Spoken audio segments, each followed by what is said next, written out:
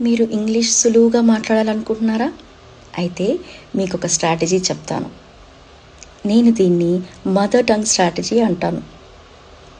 ఇది మీకు అర్థం కావాలంటే, మన ఇళ్లలో పుట్టిన పిల్లలు 10 నెలలకో 11 నెలలకో తప్పితే సంవత్సరమో చిన్న చిన్న మాటలు మాట్లాడేస్తూ ఉంటారు.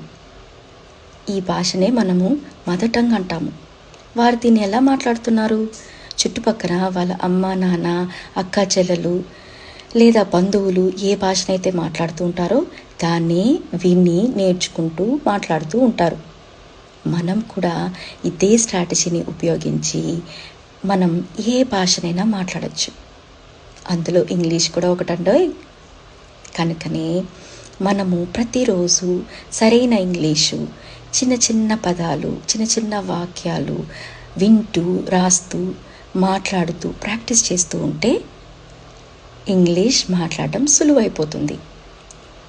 ఇదే విషయాన్ని మనం మనశాలలో చూస్తున్నాం.